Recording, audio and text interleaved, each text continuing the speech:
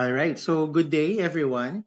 Now, welcome to today's session on nursing care for adults. Okay, with fluid and electrolyte imbalances as well as acid-base disturbances. So this is one of the most critical concepts in adult health nursing because our patients' survival often depends on how well we maintain homeostasis or balance. So whether our patients are in emergency units, in medical wards, other surgical areas, in the OR room, in the intensive care unit. Okay, so all of those patients, we do fluid and electrolyte monitoring as a daily nursing responsibility. So for now, we will be guiding you through the physiology, also the types of imbalances, whether fluid or electrolytes and acid bases, okay, the clinical manifestations of those imbalances, and most importantly, how we as nurses intervene to protect and restore balance within our patients. Okay? So, to everyone or anyone who has seen a patient with dehydration or edema during duty, so if you have patients with clinical manifestations such as edema or dehydration, so we will be relating this topic to those everyday nursing responsibilities. And ultimately, we'll also be relating them to nursing interventions such as input and output monitoring, IV fluid therapy, and also observing for electrolyte abnormalities. So again, thank you to Sir Mark Joseph Liwanag for the slide. Okay, let's proceed. Right, so here's our roadmap.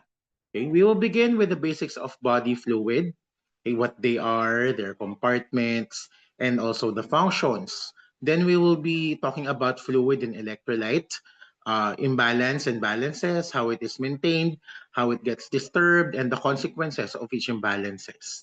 Okay, after that, we'll move to acid-base imbalances, which we have talked about during your prelim period. Okay, it is another cornerstone of physiology. Okay, followed by different disturbances that occur. Okay, finally, we'll discuss the medical management, including the medications and nursing management strategies that you will apply in real practice, especially during your duties. Okay? So this outline reflects nursing process thinking. Okay, we'll be doing our nursing process, which starts from the assessment of our body physiology, then identifying certain imbalances. Afterwards, we'll be applying interventions and evaluations. Okay? So our bodies are composed mainly of water. Okay? But water is not plain. Hindi siya plain water. It is a chemical soup. Ibig sabihin, may mga chemicals inside water that is running into our body. Okay? It carries oxygen and carbon dioxide. Okay? Oxygen and carbon dioxide. Also electrolytes like potassium, sodium, nutrients like glucose, and waste like urea. Okay. So what are the different functions of our body fluid? So functions of body fluids are really vital. Okay. So they maintain blood volume. Okay. And in this case, they also support blood pressure and perfusion of our organs.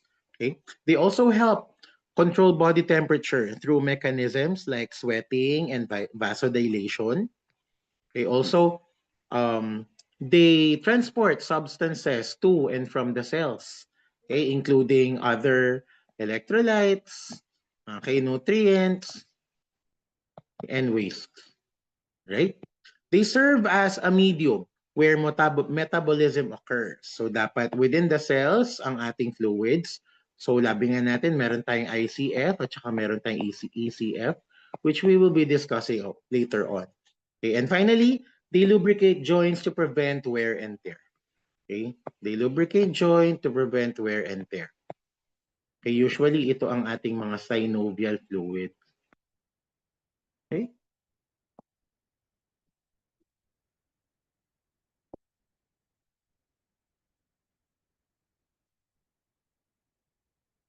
Okay, so you have to think of the body fluid as the body's highway system.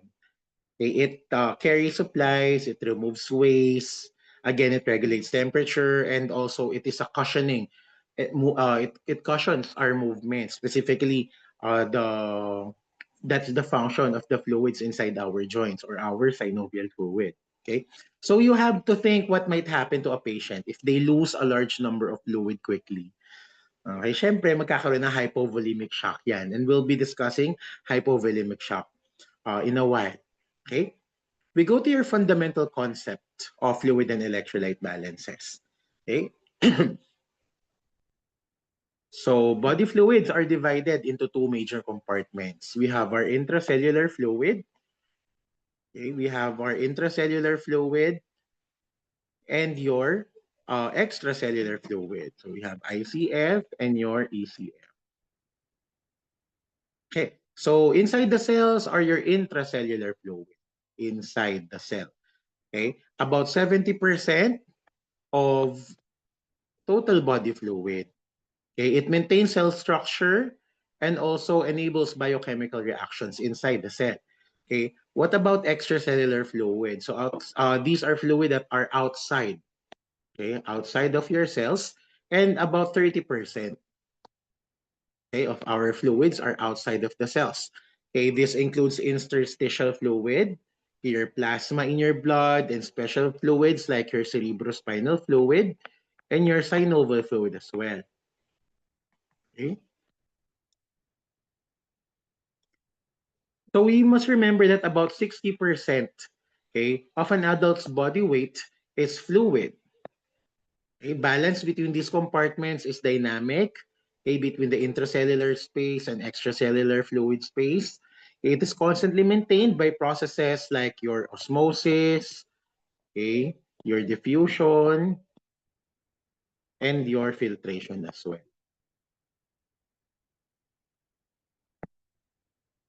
Okay, so why is maintaining cellular fluid very important? Kasi guys, it's where all chemical life processes occurs. Okay, not inside your muscles, not inside everywhere else, but inside your cellular fluids. Okay? So, intracellular fluid is like water inside our houses. Okay, kapag nasa loob, lahat ng processes natin, nandoon siya sa loob. Okay? While extracellular fluid is like the city plumbing, yung mga galing ng water from the sources and other um, alleyways or streets. Okay, so we have to look at intracellular and extracellular compartments like water inside our houses and water from the outside sources. Okay?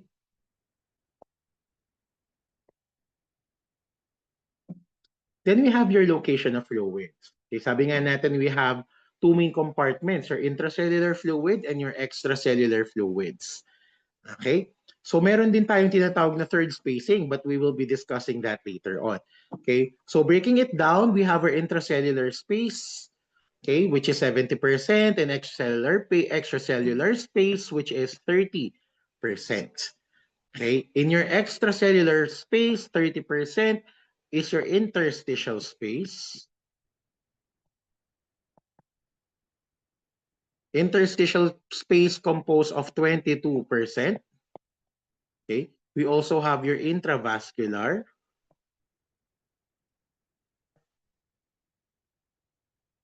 which composes of your 6%.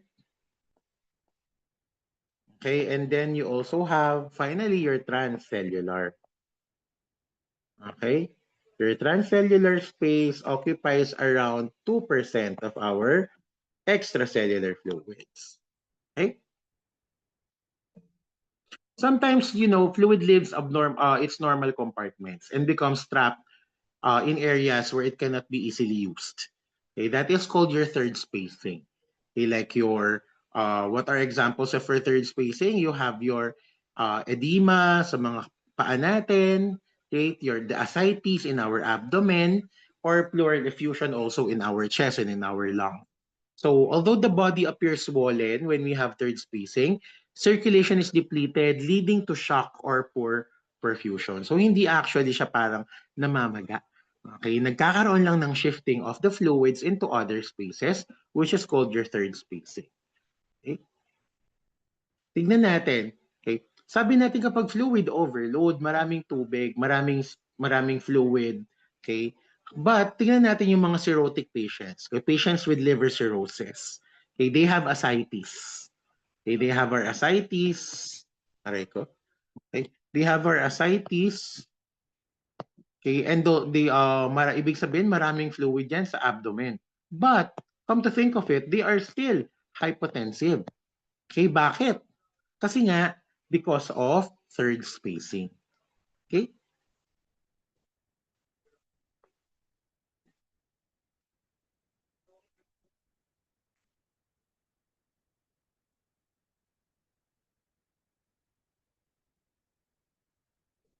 And our transcellular are your specific fluids, such as your lymph fluids, your cerebrospinal fluids, the peritoneal fluid, your synovial fluid. Itong peritoneal fluid na to, ito yung nasa peritoneum, okay?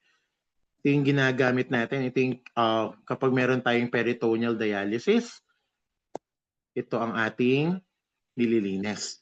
Okay, your synovial fluid in your joints, your pleural fluid in your pleura or your pleural spaces, intraocular inside your eyes, okay, biliary in your gallbladder, and pancreatic, of course, in your pancreas.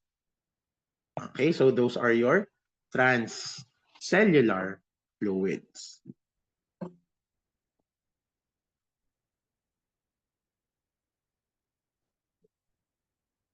Okay, sabi natin, third spacing is your accumulation and sequestration of fluid in extracellular spaces as a result of injury or disease, such as your edema, okay, edema in your legs or in your muscles, in ascites in your abdomen, and pleural effusion in your lungs.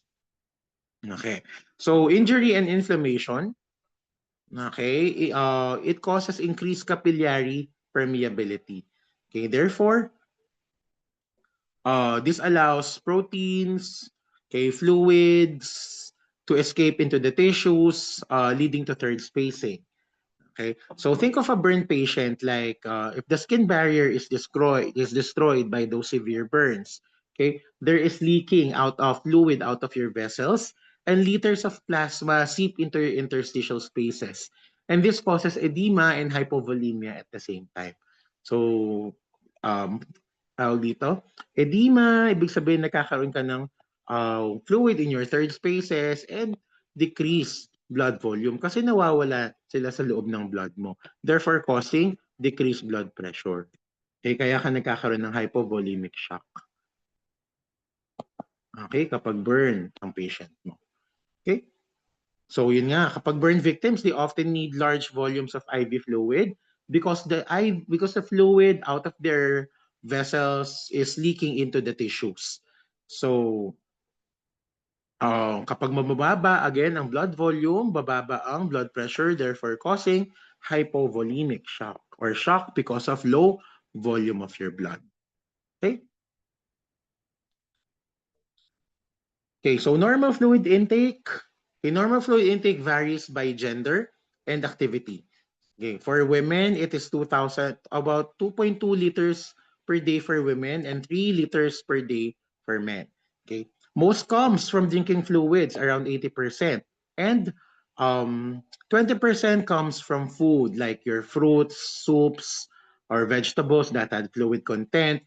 So when we try to monitor, okay, to monitor fluid intake, okay, we must consider all sources of intake. Hindi lang siya water intake, fluid intake, coffee intake, but also food intake because the patient might be orally eating, okay, foods that are high in fluids.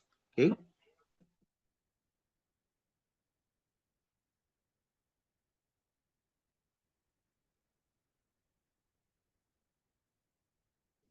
Alright. So, output occurs naman, fluid output. Output occurs in two ways.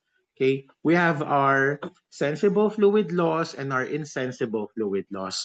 When we say sensible fluid loss, we can perceive, okay, the fluid losses and also measure how much loss are we incurring. Okay? So, sensible loss is measurable, like your urine, which is about 30 to 50 milliliter per hour or 1,500 milliliters per day. And it varies based on intake. Okay, your stool and your feces is around 100 to 200 milliliters per day ang ating fluid. And self-stools include more water. Okay, how about your insensible loss? Your insensible fluid loss could not be perceived and it could not be easily measured. Okay, what are these? Like your evaporation through the skin or respiration. These incur also fluid losses, but these are insensible fluid loss. Again, insensible fluid loss are losses that could not be perceived as clearly as sensible fluid loss. Okay. So in fever, takip niya, sweating, okay, usually yan yung mga sources natin.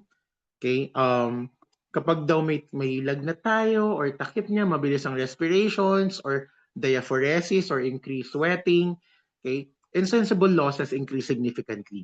Siyempre, because these are your sources of insensible fluid losses. Okay? So as nurses, we must always recognize the hidden losses that are incurred, especially by your insensible fluid loss when you are trying to assess fluid balance. Okay?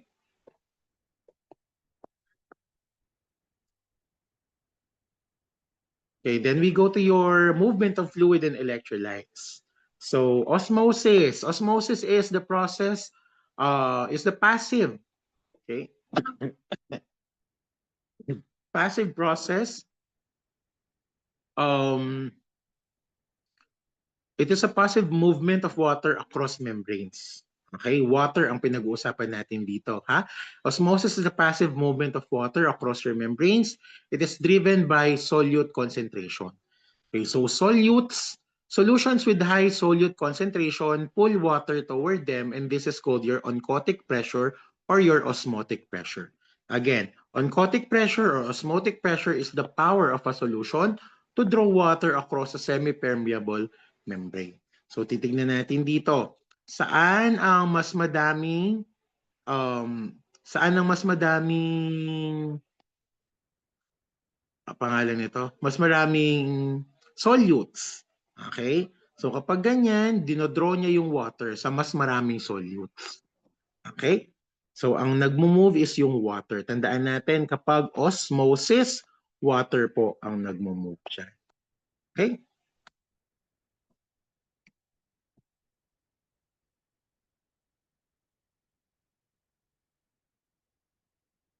Alright. Then diffusion. Osmosis, sabi natin, plasma proteins and hypertonic IV solutions increase aquatic pressure. Okay? Bakit? Kasi giving hypertonic IV fluids draw water from tissues into the bloodstream. Okay? Conversely, so in starvation or in liver diseases, plasma proteins decreases. Okay? Same tawag dito, same principle. Okay? Plasma proteins decrease, so oncotic pressure drops and fluid leaks into your interstitial spaces, causing edema. Okay?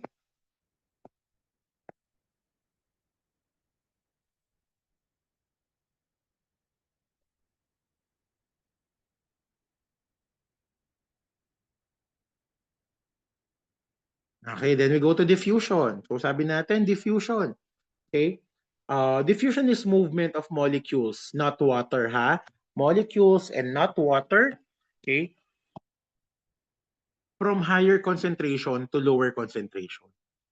Okay, so passive movement from high concentration of solutes to a low concentration.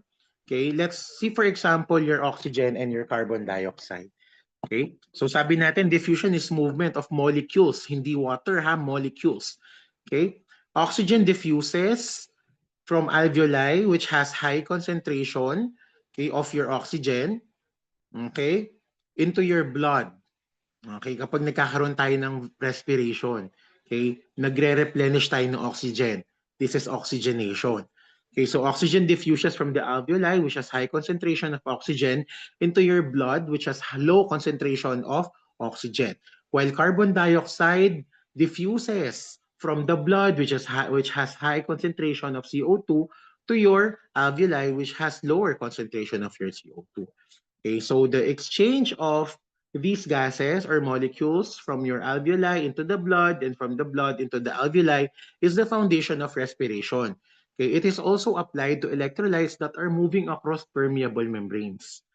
Okay, so that is our diffusion. Again, as compared to osmosis, osmosis is the movement of water, while diffusion is a movement of molecules. And both are passive processes. Ibig sabihin, they do not require energy. Okay? Hindi kailangan ng energy para magkaroon ka ng transport. Okay?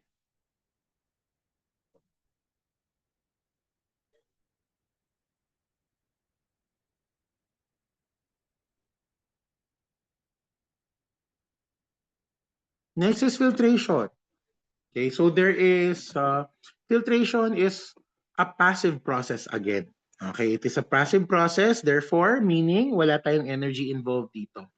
Okay, so filtration is pressure driven. Okay, hydrostatic pressure, sabi natin, it is a process whereby fluid and smaller molecules move from an area of higher pressure to an area of lower pressure. Okay, so for now, meron tayo kung ang osmosis, movement of water, ang diffusion, movement of molecules. For filtration is movement of water or fluid and molecules. Okay? From an area of higher pressure to an area of lower pressure. Hydrostatic pressure is pushes fluid out of blood vessels into the tissues. So in heart failure, venous pressure increases, hydrostatic pressure rises, and fluid seeps or transfers into interstitial fluids or tissues, causing your edema. Okay?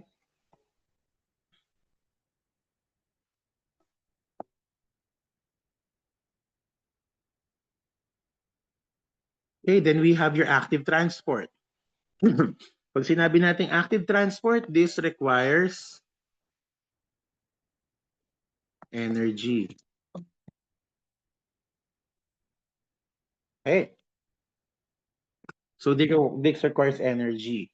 So this is an active process, okay? Where metabolic energy, ano nangyayari sa aking drawing, okay, where metabolic energy moves across substances, across a membrane from a less concentrated solution to a more concentrated solution. Okay, metabolic energy.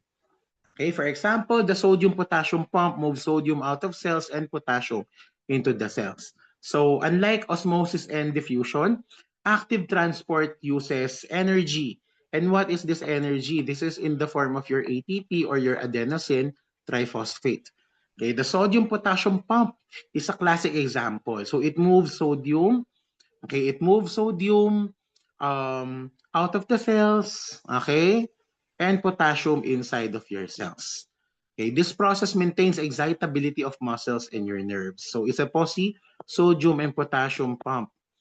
Okay, sodium and potassium pump sa ating active transport mechanism. Okay?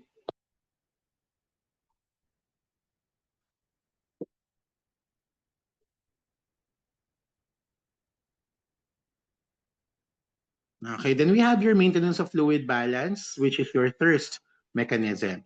So the content of this one is hypothalamus, stimulated by high osmolality. Pag sinabi nating osmolality, okay, the particles within the intravascular compartment. Okay, so the thirst mechanism is in the hypothalamus. Okay, it regulates intake. Okay, the hypothalamus therefore regulates thirst. Okay, siya ang nagdidictate kung tayo nga ba ay nauuhaw.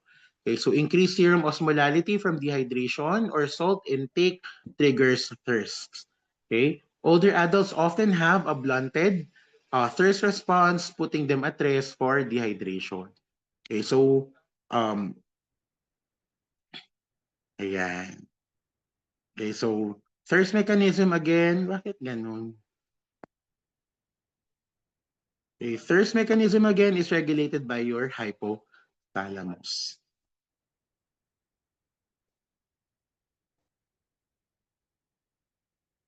Maintenance of your fluid balance. Okay? So fluid balance is also hormonally regulated. So first, we have a RAAS system. We have discussed your RAAS system before, right? So sabi nga natin, um, the kidney senses a drop in blood pressure, so the kidney releases renin. Okay, it's converted to your angiotensinogen and angiotensin 1, and then you have your ACE inhibitor, which converts angiotensin 1 into angiotensin 2. And angiotensin 2 causes your vasoconstriction. Okay? Your angiotensin 2 is activated into aldosterone, and aldosterone causes sodium retention. And sodium retention and vasoconstriction both causes a blood pressure rise. Okay? So that is your maintenance of fluid balance. Ibig sabihin, kapag activated si RAAS system mo, meron kang sodium retention. Therefore, nagre-retain ba ang fluid or hindi? Nagre-retain po. Kasi sabi nga natin, where sodium goes, water follows. Okay? Okay, next we also have your ADH or your antidiuretic hormone. So your antidiuretic hormone, sabi nga natin, antidiuretic, hindi nagpapaihi. So ang gagawin niya, it retains fluids. Okay? Okay. So ADH is released when osmolality rises or your blood pressure falls. Okay? It makes the kidneys retain water. So kapag ang ADH natin is also acting in conjunct with your RAAS system. And your RAAS system causes sodium reabsorption and vasoconstriction, while your antidiuretic hormone causes the inhibition of your diuresis, or hindi siya masyado nagpapaihi. Okay?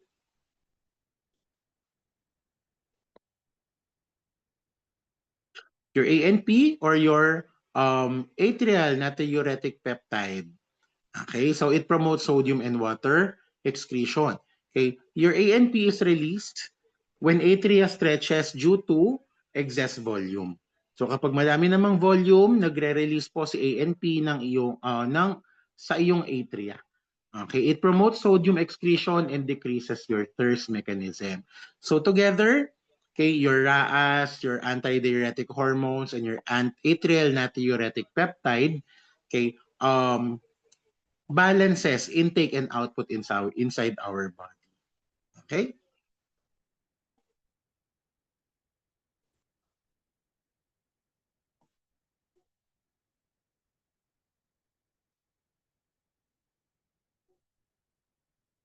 Okay, we have your alterations in fluid balance, your fluid volume deficit.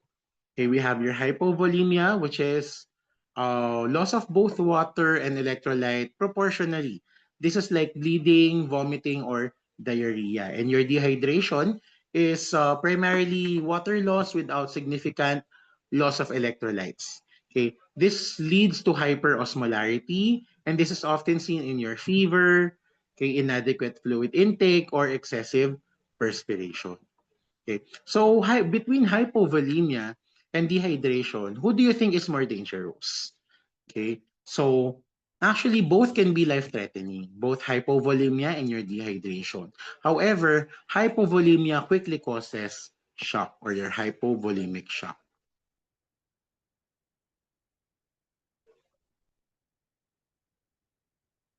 Okay?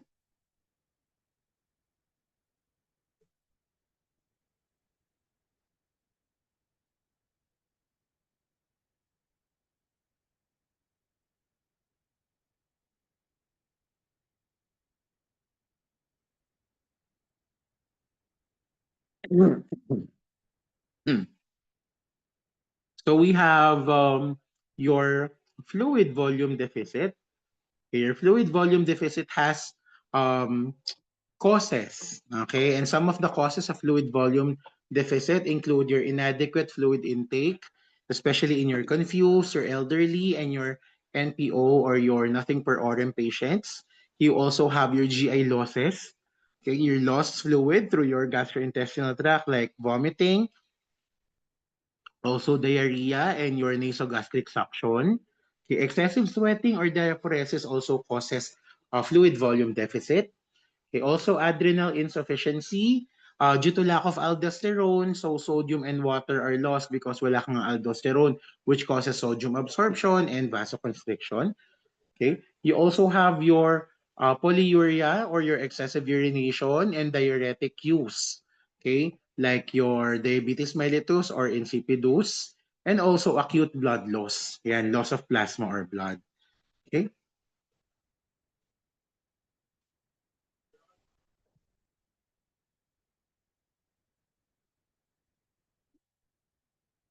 Okay, so fluid volume deficit, we have several clinical manifestations then.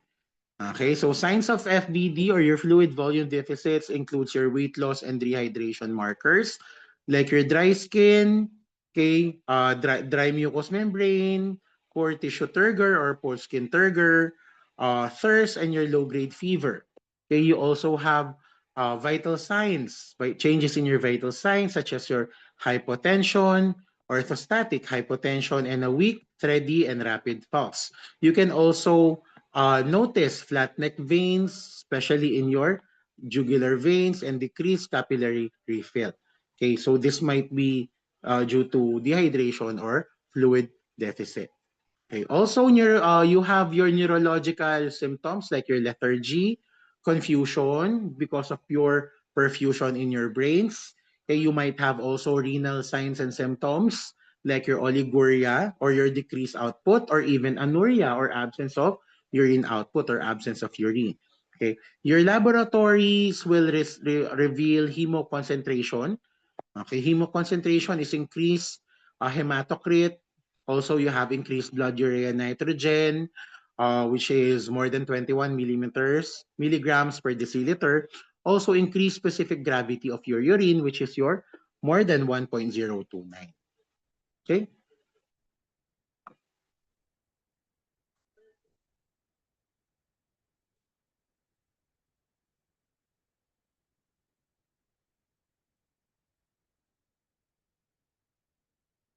Okay, nursing care for patients with fluid volume deficit. So first, you assess the status. Okay, assess for frequent vital signs. You monitor also urine and output. Ay, wala akong ballpen. Hey, hey.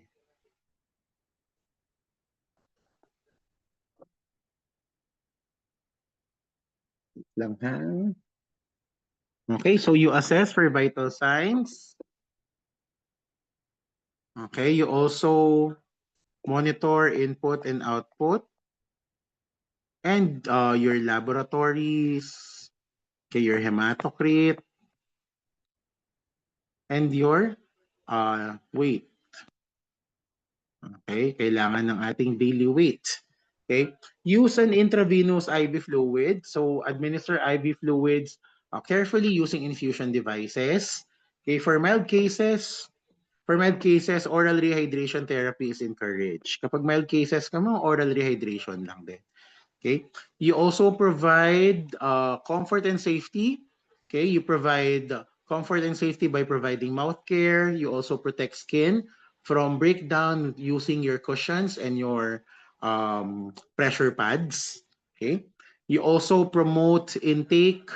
Okay. Encourage fluids for patients. Encourage fluids that the patient likes. You have to serve cold or warm fluids as preferred by the patient. You also use foods that liquefy like gelatin or ice cream and set goals. Okay, you have to set goals like 120 milliliter per hour and you have to praise progress. Uy, ang galing po ah. Pwede niyo pa pong i-increase yan into 150 in the next few hours. Okay, so something like that. Okay? So here's a practical tip. Okay. When we are trying to encourage fluid intake, especially in your elders or confused patients, we can use small cups. Okay, maliliit lang na cups. Hindi yung mga madadami, malalaking cups tapos punong-puno ng tubig. Okay, why do we have to use small cups for confused or elderly patients? Because it feels less overwhelming. Okay? Mas madaling makainom, okay? Parang kayang-kaya nila kapag maliliit na cups ang ibibigay natin. But we have to give small and frequent cups, okay, of water or fluids. Okay?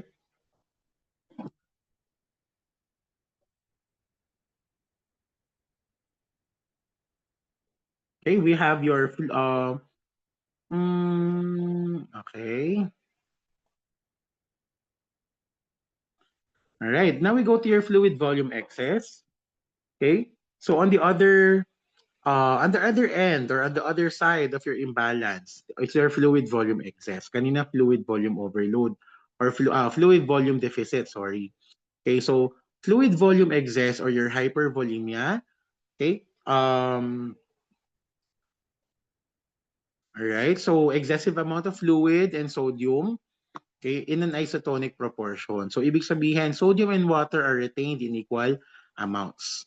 So the causes might include excessive sodium intake, okay, via your diet or via IV fluids, okay, your congestive heart failure, your kidney diseases or kidney failure, liver cirrhosis, and hormonal excess, okay, like your increased aldosterone and increased antidiuretic hormone.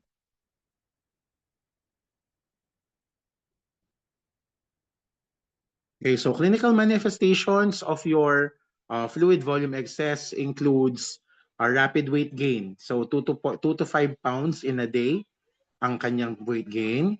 Okay, you also have your edema, okay, your peripheral edema, generalized edema or your anasarca, periorbital edema, and your pulmonary edema. Okay, respiratory dyspnea. Respiratory or dyspnea, crackles, shallow and rapid breathing.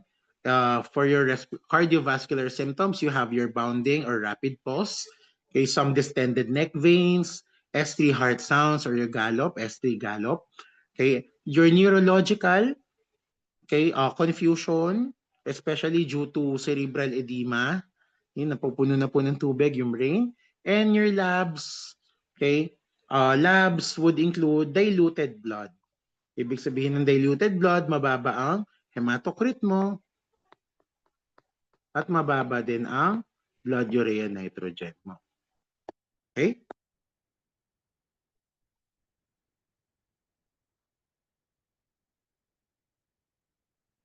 Okay, so again, meron kang ding hypertension because of fluid volume excess.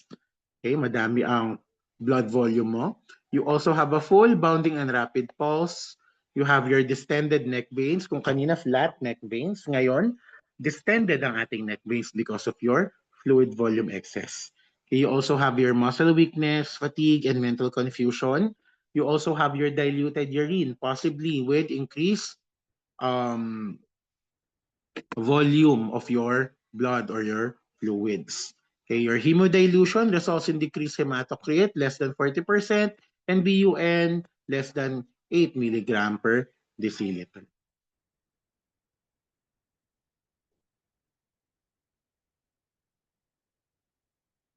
Okay, so your nursing care for fluid volume excess, okay, nursing care for fluid volume excess, nagpo-focus tayo dito on removing the excess fluid while ensuring comfort.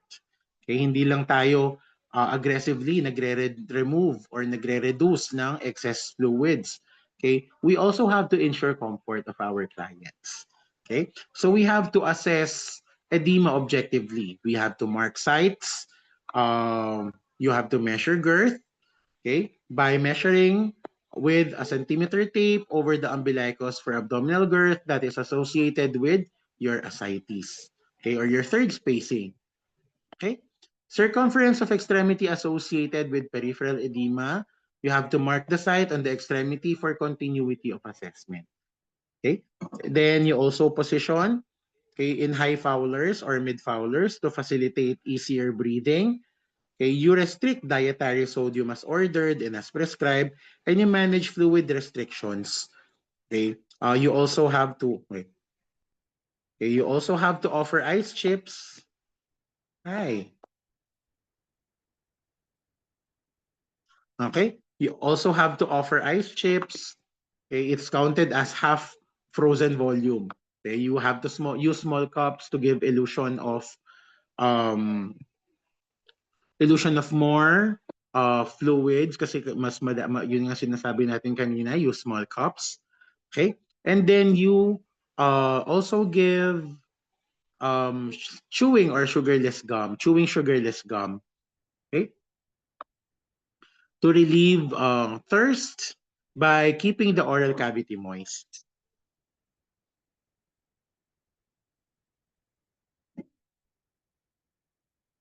Okay, so we also have common nursing care for fluid imbalances. Okay, so either it's gonna be your fluid volume excess or fluid volume overload. So these are commonalities of nursing care. Okay, so you have to take a thorough history of your risk factors. Okay, so regardless of deficit or fluid excess, one of the core nursing actions would always include taking a thorough history for your risk factors. Okay, you have to assess diuretics, the use of diuretics, okay, vomiting, okay, congestive heart failure, also your renal diseases, diarrhea. Okay, so you have to take a thorough history for all those risk factors. Okay, you monitor vital signs, including your temperature, pulse, your respiration, and also your blood pressure. Okay, you assess breath sounds. Okay, you assess your lungs for your crackles. Okay, and characteristics of your breathing. Okay, you also assess mucous membranes. Okay, for dryness, edema, okay, presence of thirst, and your skin turgor.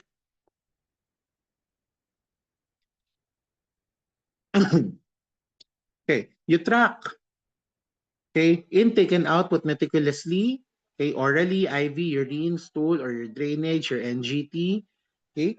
You use the same scale every time. Use a standing chair or bed scale depending on the patient's ability to stand, sit, or need to remain in the patient's bed.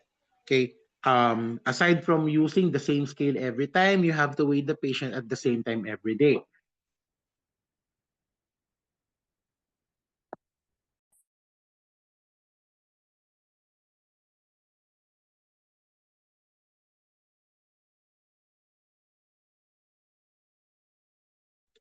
Okay. So again, aside from using the same scale every time, you weigh the patient at the same time every day, such as before breakfast or after the first urination or the first voiding, okay, to have an accurate measurement and comparison of your two separate measurements of weight. Okay. You also have to weigh the patient each day wearing similar clothes or use similar linens when using a bed scale kasi baka naman mabigat pala yung dala niyang yung suot-suot niyang mga uh, damit. Okay? You notify the primary healthcare provider of a change in weight of equal to or more than 2 pounds. Okay? Your 2.2 pounds is equal to 2,000 ml of fluid in a day are equal to or more than 5 pounds in 1 to 2 weeks. Okay? So, tawag dito, board exam question. So, what is the single most indicator accurate? What is the single most accurate indicator of fluid balance? Okay? So, the answer would be your daily weight. Okay, again, it is the single most accurate indicator of your fluid balance. Okay? All right, so before going on to the next part of our discussion, let's have a short break, a 15-minute break. Then we're gonna be continuing on to our fluid balance section. Okay, we'll be continuing on with your electrolytes. Okay.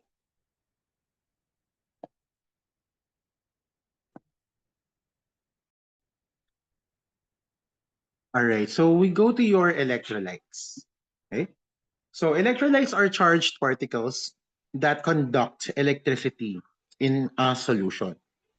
They are not just numbers in lab reports because these are vital to life. Okay, these are vital to human processes. Okay, electrolytes regulate nerve conduction, muscle contraction, also your acid-base balances and fluid distribution. So we categorize them as your cations, okay, which has a positive charge, and your anions or negative charge. Hindi po yan cations or anions, alright? So again, we categorize them into cations, okay, or a positive charge. This includes your sodium, okay, your potassium, your calcium, and your magnesium. Okay, so uh what's the charge? Positive charge. Okay.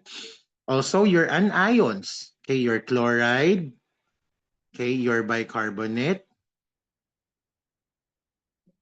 okay, your phosphate, and your sulfate. Okay, so negatively charged naman po itong mga to. Okay?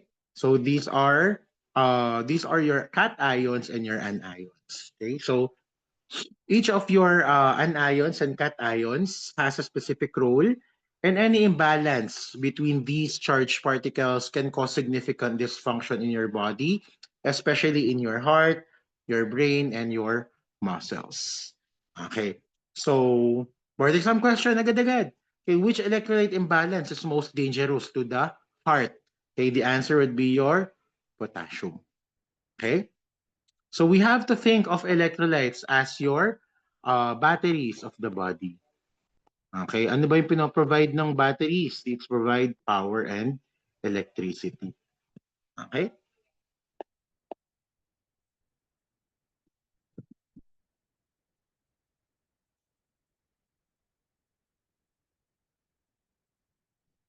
Okay, so again, your cations, which are positively charged, include your sodium, potassium, yung calcium, and your magnesium. And your anions, which are negatively charged, include your chloride or chlorine, bicarbonate, phosphate, and your sulfates. Okay, so in your intracellular fluid, we have your major cations, which is your potassium, magnesium, and your sodium. Okay, so intracellular fluid. Okay, and your major anions would be your phosphorus. Okay, in your extracellular fluid, you have your major cations. Again, you have your sodium, potassium, and your magnesium with the addition of calcium. Okay, so calcium is your cations in your extracellular fluid. Okay, your extracellular fluid and ions would include your chloride and your phosphorus. Okay.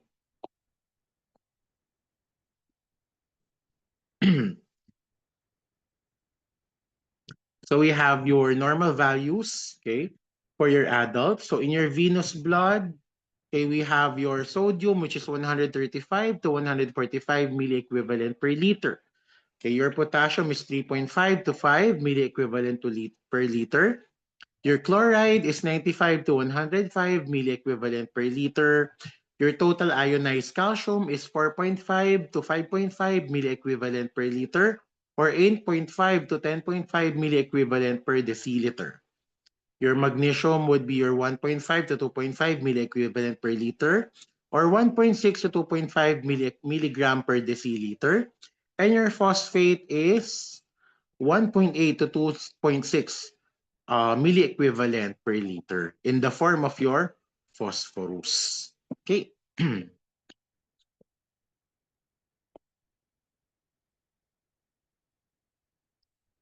Okay, so we have your corresponding electrolyte imbalance. Kapag sinabi nating hypo, mababa.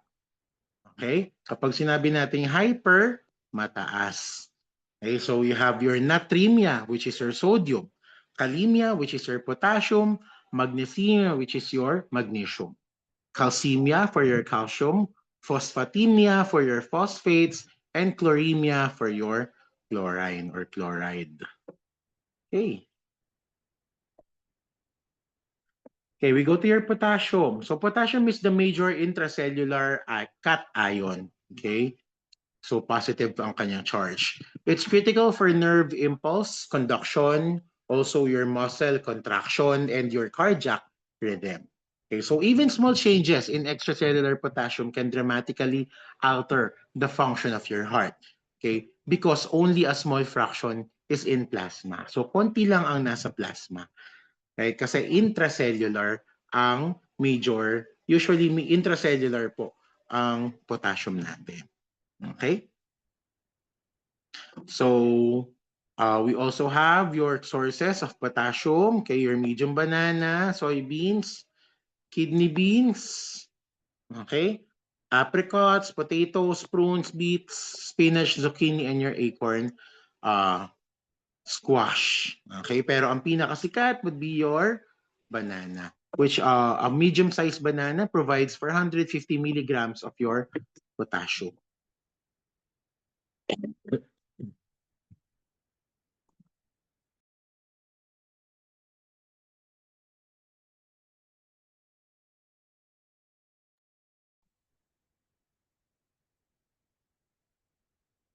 So potassium maintains heart and muscle contraction.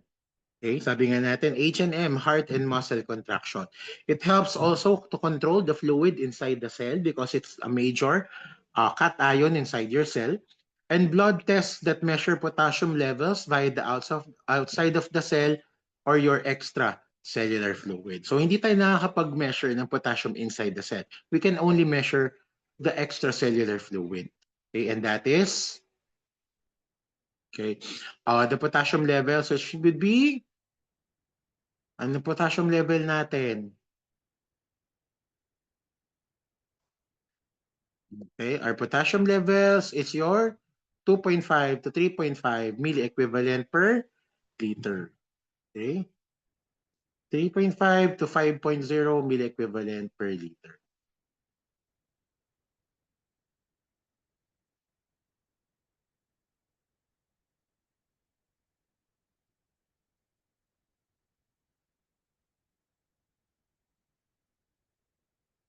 Okay? So you have to remember your normal values. Okay, so we go to your hypokalemia. Okay, hypo means low, cal is the root word for potassium, and emia is your blood. So hypokalemia. Okay, so the meaning of hypokalemia means your potassium levels in the blood is less than 3.5 milliequivalent per liter. Okay, so less than 3.5 is your hypokalemia, but around 2.5 milliequivalent per liter or less, it's very dangerous hypokalemia. Okay?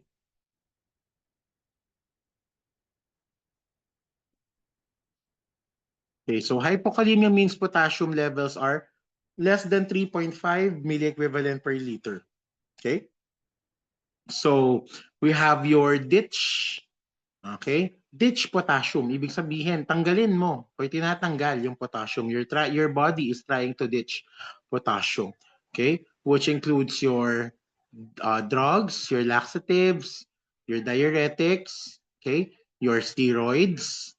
I is for your inadequate intake or inadequate consumption of potassium if you're on an nothing per orem diet or if you have anorexia um due to some causes, hindi ka masyadong kumakain. Okay, too much water intake which dilutes potassium, your Cushing syndrome or your excessive amounts of cortisol. Okay, the action of the sodium potassium pump is to retain sodium over water and less of your potassium. And your heavy fluid loss, like your vomiting, diarrhea, or your nasogastric suction. Okay.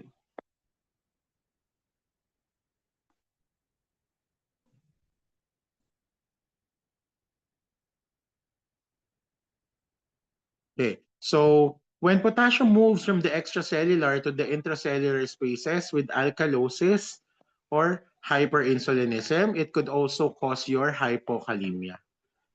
Okay? Because potassium shifts into the cells. Okay, potassium shifts into the cells with alkalosis or your hyperinsulinism. So kapag pumapasok daw sa cells ang yung potassium at nawawala sa blood, ibig sabihin bumababa ang potassium levels mo in your blood, therefore causing hypokalemia. Okay?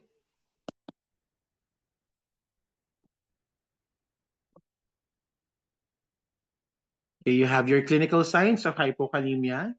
Okay? You have your heart or your cardiovascular symptoms, signs and symptoms. You have your flat T waves, ST depression, and a prominent U wave also demonstrating weak pulses. Okay, if you have irregular and thready pulses, and also your orthostatic hypotension.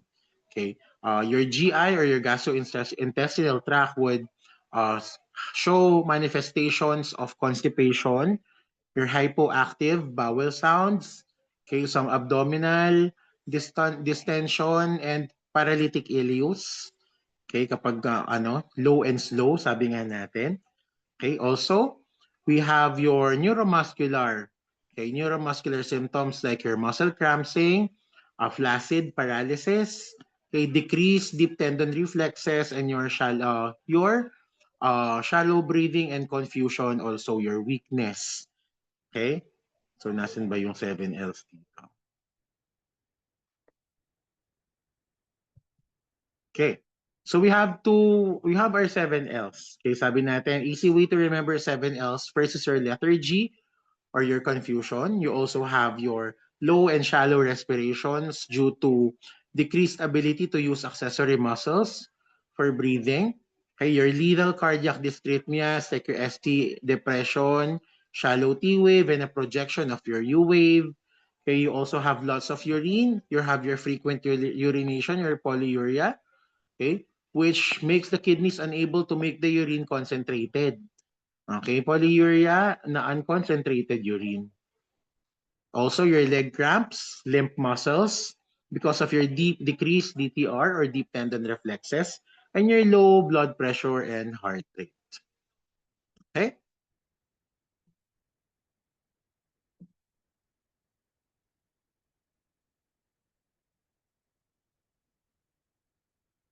Okay, so what are nursing interventions for hypokalemia? Okay, sabi natin, nursing care for hypokalemia includes oral potassium supplements. Okay, so you have to give oral potassium supplements with food to avoid gastrointestinal upset. You have to remember that. Okay, so if your hypokalemia is severe, ibig sabihin if it's less than 2.5 milliequivalent per liter, so you have to provide IV potassium. Okay, and you have to provide IV potassium chloride very carefully. Tandaan natin na IV potassium chloride is harmful to your veins. Okay, it causes burning of your veins. So never push IV. Huwag kang mag-slow IV push. Okay, you infuse IV potassium 10 to 20 milliequivalent per hour, okay, with cardiac monitoring. Okay? Also, you monitor ECG, okay, your BUN, your creatinine, and other electrolytes. Okay? Avoid digoxin and loop diuretics until corrected because hypokalemia increases risk of digoxin toxicity and your arrhythmia. Okay?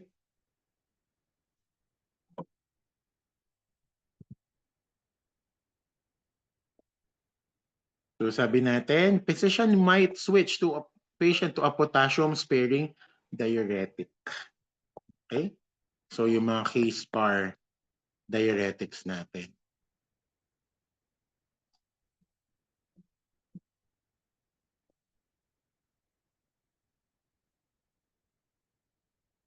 Okay, hyperkalemia naman on the other hand is your hyperkalemia or excessive potassium levels. Okay, so your normal potassium again is 3.5 to 5.0 milliequivalent per liter.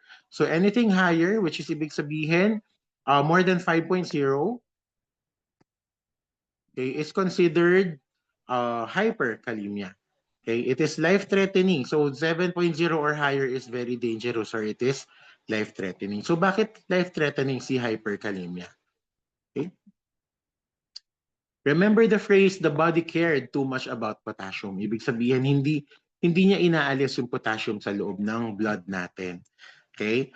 Which means that cellular movement of potassium from intracellular to extracellular, like your burns, tissue damages, or your acidosis, okay, your adrenal insufficiency, okay, that is associated with Addison's disease, your renal failure, excessive intake of your potassium, okay, in your diet or your IV, okay, and your drugs like your potassium sparing antibiotics or your mga case par, your spironolactone, your triamterene, also ACE inhibitors and non-steroidal anti-inflammatory drugs.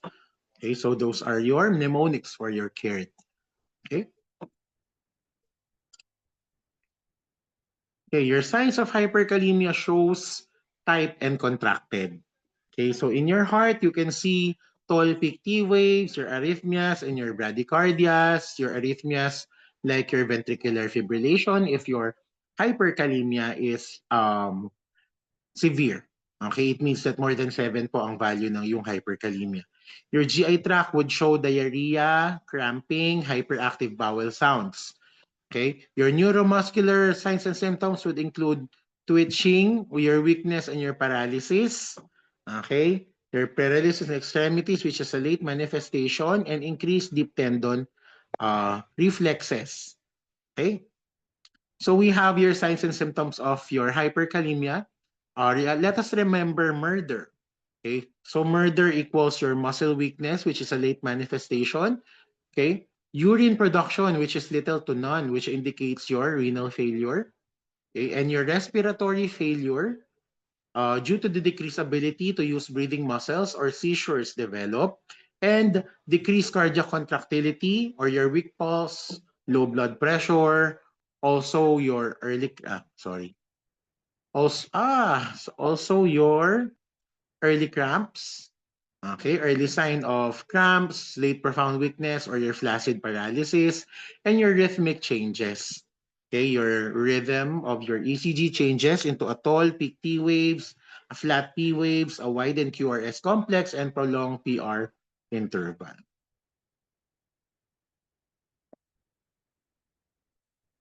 So nursing interventions for hyperkalemia include nursing care for hyperkalemia, includes stopping your IV oral potassium and restrict your potassium supplements. Stop IV potassium and restrict or hold any potassium supplements or dietary restrictions of your potassium. Okay? Give Kayexalate per ORM. So give Kayexalate per ORM. Okay, to promote excretion or prepare for dialysis in renal patients. Okay, you also have to use loop diuretics if kidneys are still functioning. And in emergencies, okay, ay, bakit ganon? Okay, in emergencies, you give IV insulin. Okay, also because glucose drives, you give IV insulin and glucose. Okay, because insulin pushes potassium back into the cells and glucose naman prevents hypoglycemia, right? Also, continuous ECG monitoring is essential. So, Kayexalate, sabi nga natin kanina, Kayexalate is sometimes ordered and given per ORM or via enema. So, this drug promotes GI sodium absorption which causes potassium excretion. Okay? Kasi ano po ang relationship ng potassium at saka ni sodium? Kapag si sodium ay tumataas, bumababa si potassium. Kapag naman tumataas si potassium, bumababa si sodium. So inverse po ang relationship ni sodium and potassium. So, okay, doctor may order potassium wasting drugs like Lasix, okay, or your loop diuretics or your thiazide diuretics like your hydrochlorothiazide. So loop diuretics and your thiazide diuretics. Hindi po tayo nagbibigay ng potassium sparing diuretics kapag kalemia na si pasyente. Okay, so we also administer a hypertonic solution of glucose and regular insulin to pull potassium into the cell. Sabi nga natin kanina, because insulin pushes potassium back into the cells. Okay, at nawawala na po siya sa bloodstream or sa blood mo, therefore reducing the level of potassium in your blood.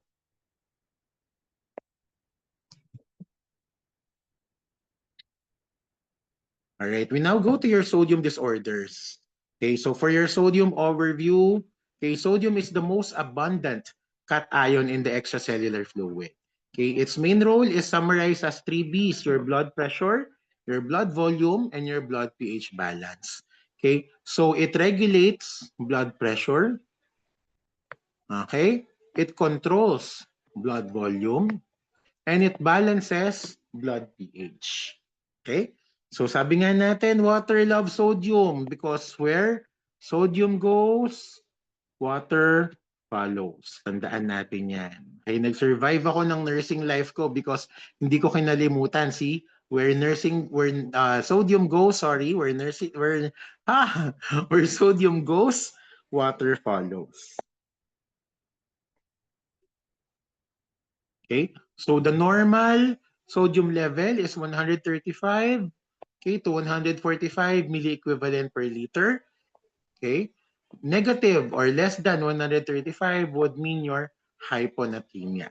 So hyponatremia comes from your hypo, which is under or beneath, natr, which is a prefix for your sodium, okay, and your emia for your blood. Kaya ang sodium natin is Na, kaya hindi siya SO. Tandaan natin yan, ha? Okay. Okay, so hyponatremia means your sodium levels, okay, is less than 135. Okay, so may tatlong types tayo ng hyponatremia. We have your euvolemic hyponatremia. Okay, their sodium is unchanged, okay, but water increases, which causes dilution of your sodium. This is seen in your syndrome of inappropriate antidiuretic hormone. Okay, which is due to the increased amount of secretion, okay, of your antidiuretic hormone. And this hormone, your antidiuretic hormone, retains water in the body, which dilutes your sodium. Again, nasan ako? Okay, your euvolemic hyponatremia, euvolemic, ibig sabihin equal or normal blood volume hyponatremia. Okay?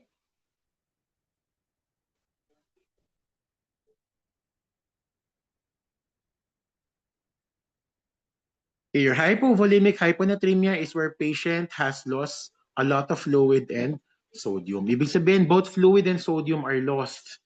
Okay? Pero mas maraming nawawala kay sodium. Okay, example of this are your vomiting, diarrhea, your use of diuretics, okay, nasogastric suctioning, burns, and your sweating. Okay?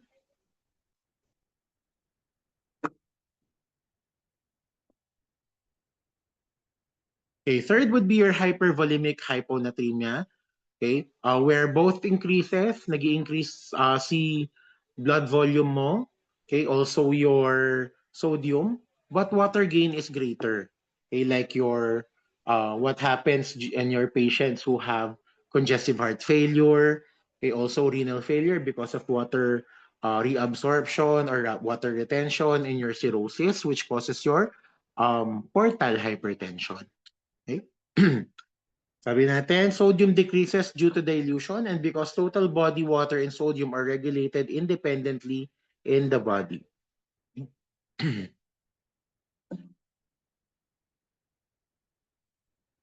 Okay, so causes of hyponatremia, we have to remember NONA, okay, or NO-NA.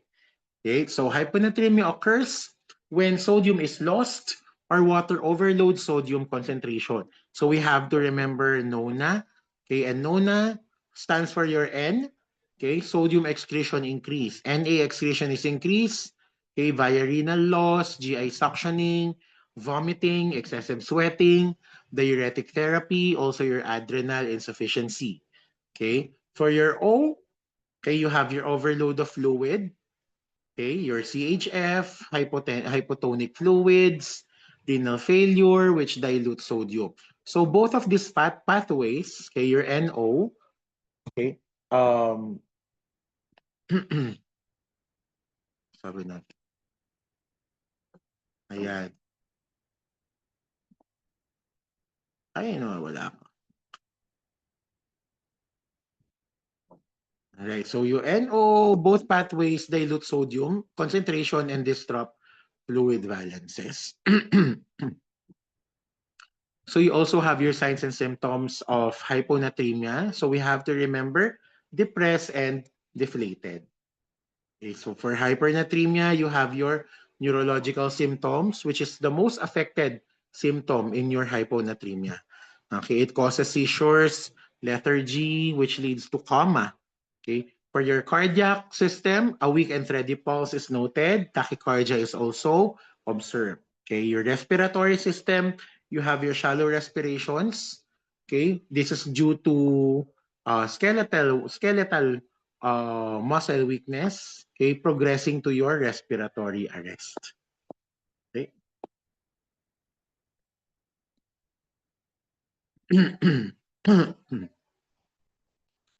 So we also have your, sorry, okay, we also have your nursing interventions for hyponatremia. So Interventions depend on the type. So if it's hypovolemic, you give IV sodium chloride. In severe cases, you give 3% of saline hypertonic solution. Okay, this might be harsh on the veins. Okay, this given in the ICU, usually through the central line very slowly. Okay, kaya tayo may IV infusion pump dito. Okay, and you have to watch out for fluid overload. Okay, also for your hypervolemic, hyponatremia, you restrict fluid intake. Okay, you give loop diuretics, okay, to excrete extra water than sodium to help concentrate the sodium. Okay, and if the patient has renal impairment, they may need dialysis. Okay.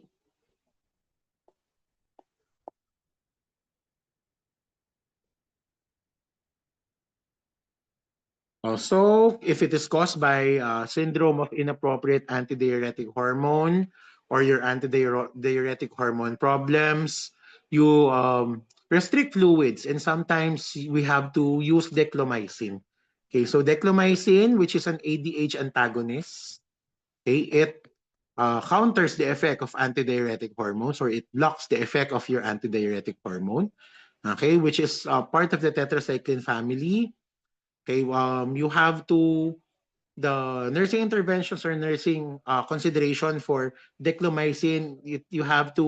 Um, you have to do it. You have to give it without foods.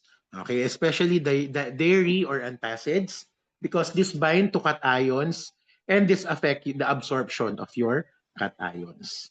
Okay, if the patient is taking lithium, okay, especially for patients who have bipolar disorders. Okay, remember to monitor drug levels because lithium excretion will be diminished and this can cause lithium toxicity. Okay, instruct the patient oral sodium intake and some physicians may prescribe sodium tablets. Also, foods that are rich in sodium includes your bacon, butter, canned food, cheese, hot dogs, lunch meats, processed foods, and table salt. But we have to always caution the patient in um, eating foods that use preservatives in its creation. Okay?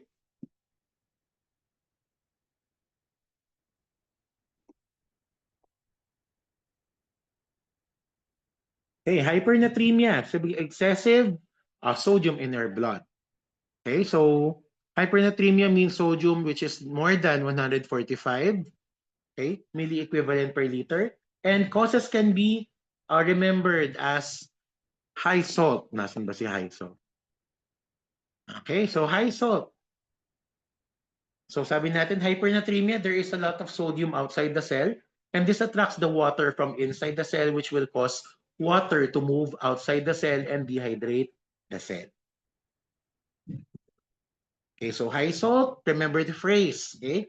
Hypercortisolism, okay? Or your Cushing syndrome or your sometimes caused by your hyperventilation.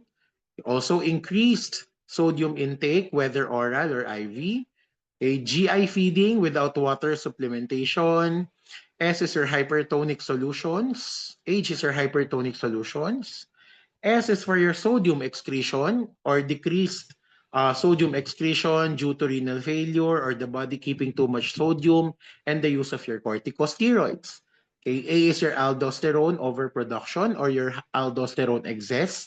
Okay, usually caused by hyperaldosteronism. Sabi nga natin because aldosterone um, causes sodium reabsorption or sodium retention. Okay, your loss of fluids, if you are dehydrated, if you have infections or fever, oversweating or increased sweating, diarrhea, and also your diabetes insipidus. And thirst impairment. Okay, and thirst impairment is usually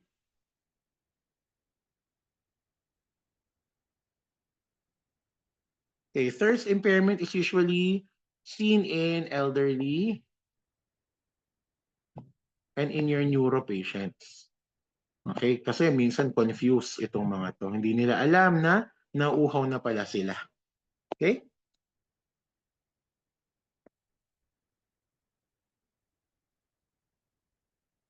Okay, so clinical signs of hypernatremia. So you have to remember, no fried foods for you.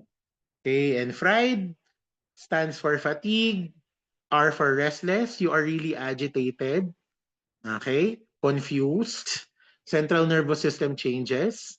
Okay, I is increased reflexes, which could progress to some seizures and your coma. E is your increased extreme thirst, and D is your dry mucous membrane, okay, decreased urine output. Okay, so those are your dried, which are signs and symptoms of your hypernatremia.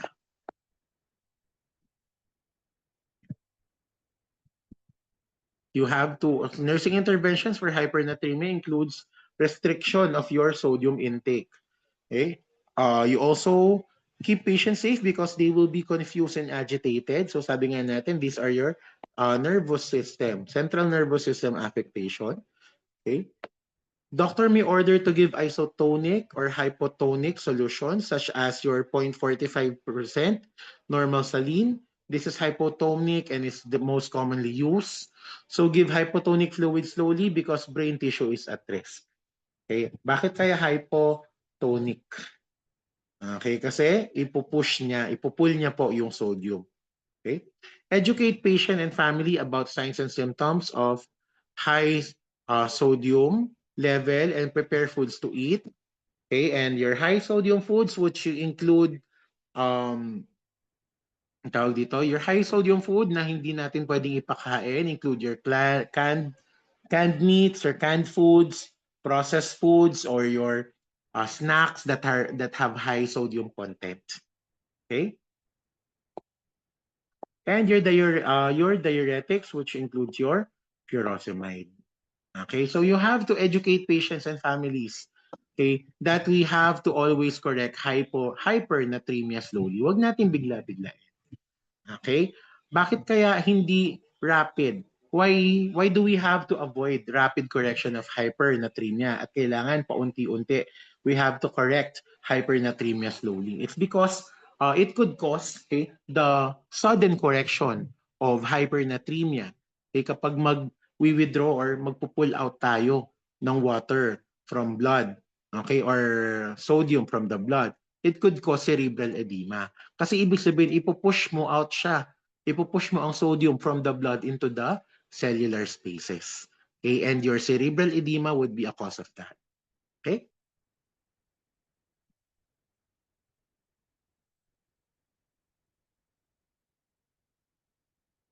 Okay, magnesium. Sabi natin magnesium. Okay? Magnesium is often forgotten, but it's critical. Critical for muscle and nerve function. Okay? It works closely with calcium and your potassium. Okay? So we have your overview of your magnesium. The normal level of magnesium is 1.5 to 2.5 milliequivalent per liter or equivalent to 1.6 to 2.5 milligram per deciliter. Okay? So magnesium is a major intracellular cation. The normal serum level is 1.5 to 2.5 milliequivalent per liter. And think of magnesium as the law and order in your muscles. Okay, ibig sabihin, it calms muscles excitability. Okay? It calms muscle excitability. It regulates nerve impulses.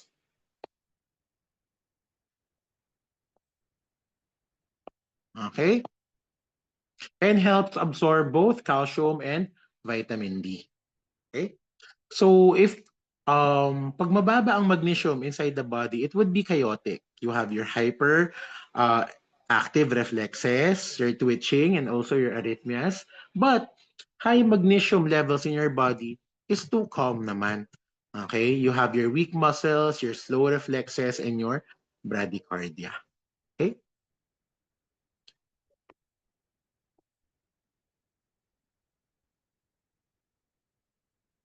So hypermagnesemia. Okay? So hypermagnesemia is magnesium that is more than 2.5.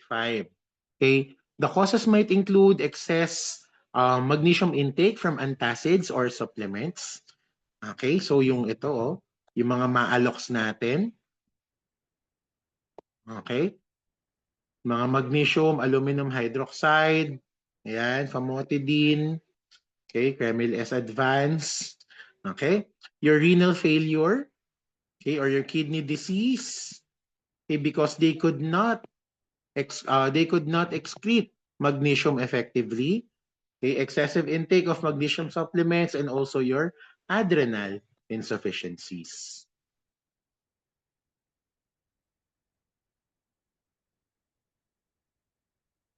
Okay, so you have the manifestations of hypermagnesemia. You have your drowsiness. Okay, you feel lethargic. Okay, you have, kasi sabi natin, hypermagnesemia, ibig sabihin, mabagal ka. Okay, hypoactive reflexes mo. You have muscle weakness. Okay, you also have your bradycardia, mababa din ang hypotension or your blood pressure mo. Also, your respiratory depression because of hypoactive reflexes and your bradypnea. Okay, so you have your flushed, warm skin, and increased thirst.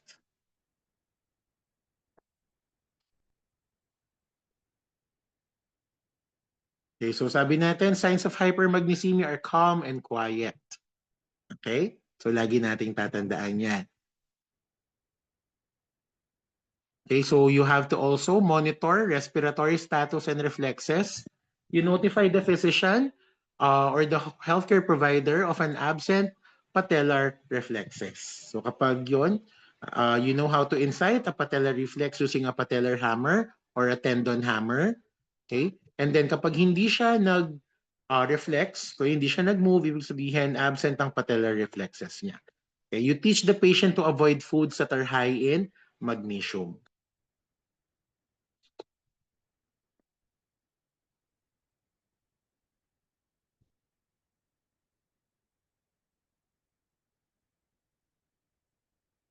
Okay, you go to your hypomagnesemia. Hypomagnesemia is magnesium that is less than 1.5. And the causes includes your GI losses like your diarrhea, malabsorption, and prolonged gastric decompression. Okay, your medications such as your diuretics, your aminoglycosides, okay, your alcoholism also that would cause your liver cirrhosis. Okay, and your pancreatitis as well, and also endocrine issues like your hyperparathyroidism.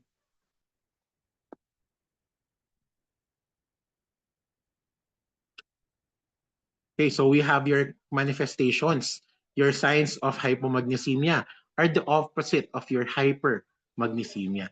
Kung hypo ka, ibig sabihin hyperactive ang iyong body. Kapag hypermagnesemia ka, hypoactive ang iyong body.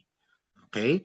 So sabi natin, CNS, okay, you have disoriented, you are irritable because hyperactive ang iyong CNS. Okay? Also, your neurological signs and symptoms or hyperactive reflexes, tremors, and your seizures. Your cardiac would be your dysrhythmias, usually mga mabibilis. Okay, yung mga supraventricular tachycardia, okay, mga ventricular tachycardia, mga atrial flutter. Okay? Also, your eyes, nystagmus. Okay, pag sinabi natin nystagmus, yung mabilis na paggalaw, up and down or left to right ng ating pupils. Okay? Or yung eyeballs natin. Also, your diplopia. Okay? Or dalawa yung nakikita mo. Or your double vision. Okay?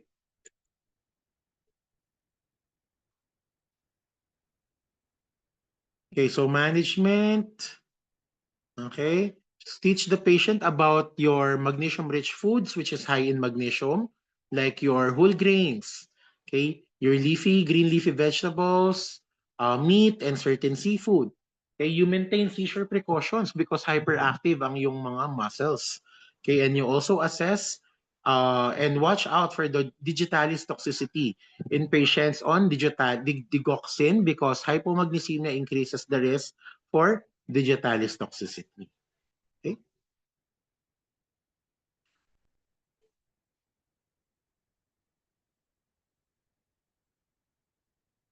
Okay, next we go to your calcium. Okay, for your calcium, we have um, the three main functions summarized as your three Bs. Sabi natin 3 Bs. Unang-una, it builds strong bones and teeth. Okay, next is blood clotting factor. And third, it beats the heart. Okay? Bones, ay nasa na?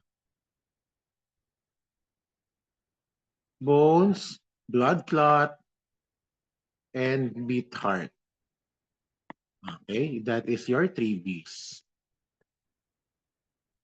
Okay?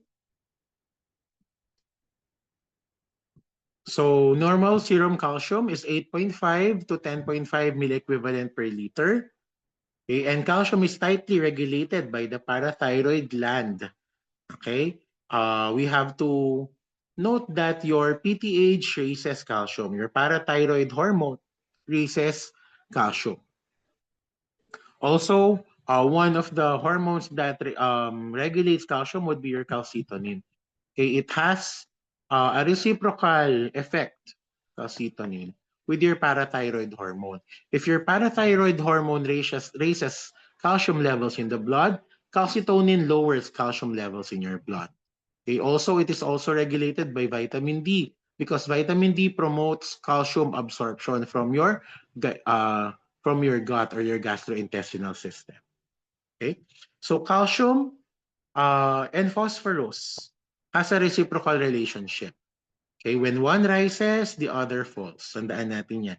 Kapag tumataas ang calcium, bumababa ang phosphorus. Kapag tumataas ang phosphorus, bumababa ang calcium.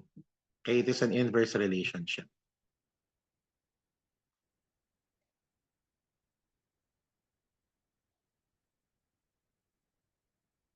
So calcitonin. So calcitonin is secreted when blood calcium is too high and it inhibits osteoclast or the formation of your new bones. Okay, it also lowers serum calcium levels. So when calcium levels are too high, the thyroid releases calcitonin. Okay, the thyroid releases calcitonin. Okay, this hormone lowers calcium by inhibiting osteoclasts. Okay, or yung promotion of, ibig sabihin ini-inhibit niya yung osteoclast or formation of new bone. Okay, it also prevents bone breakdown and promoting calcium deposition in the bones. Think of calcitonin as the calcium tonic. Okay, the calcium tonic, it tones down blood calcium. Okay?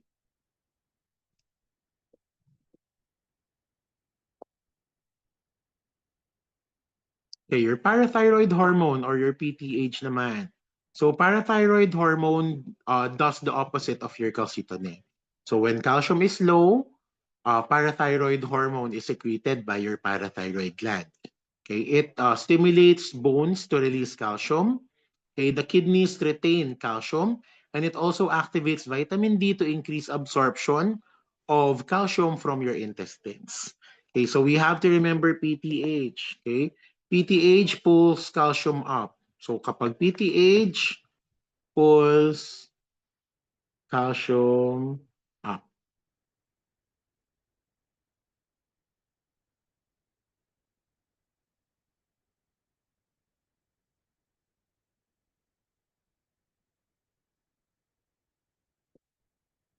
Okay, so hypercalcemia. When hypercalcemia is calcium that is more than 10.5 milliequivalent per liter, okay, and causes might include prolonged immobility, which causes your bone resorption. Okay, medications like your thiazide diuretics or your lithium as well. Okay, excessive intake of your antacids, okay, or vitamin D supplements. Okay, hyperparathyroidism and cancers with bones or cancer of the bones with bone metastasis. Also your hyperparathyroidism and your osteoporosis. Okay?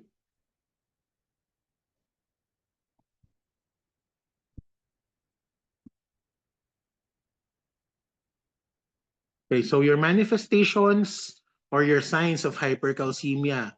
Pag sinabi natin hypercalcemia, too much calm. Kanina, too much excitability. Ngayon, too much calm. Okay? So, meron tayong deep bone pain and weakness. Okay, for your GI or renal. Okay, you have your kidney stones and your flank pain. For your GI, you have your anorexia, nausea, and constipation. Neurological, you have your lethargy, okay, your decreased reflexes. And for your cardiacs, you have your dysrhythmias, specifically your shortened QT interval. Okay?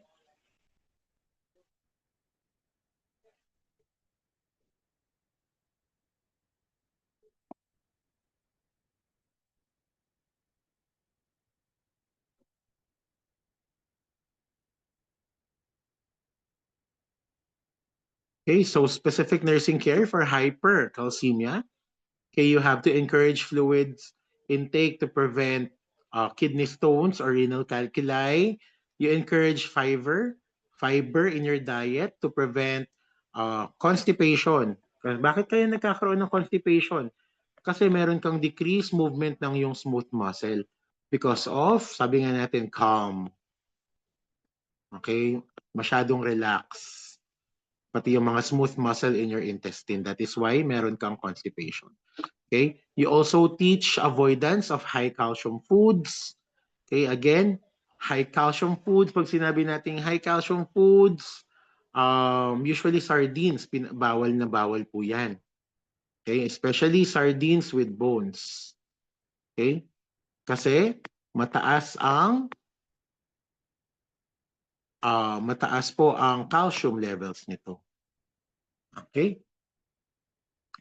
Prepare for hemodialysis if levels are dangerously high and if ordered. And you handle the patient gently to prevent a pathologic fracture. Okay? Kasi malalambot ang bones nito. Soft and brittle bones.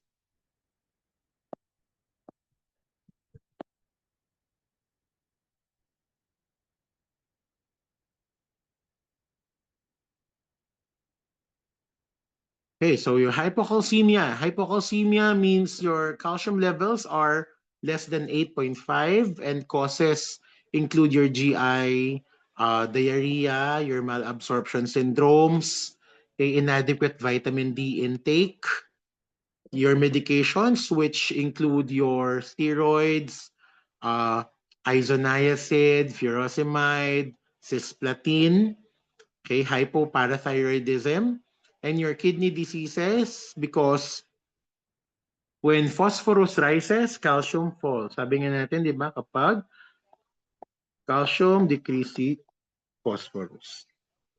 Okay?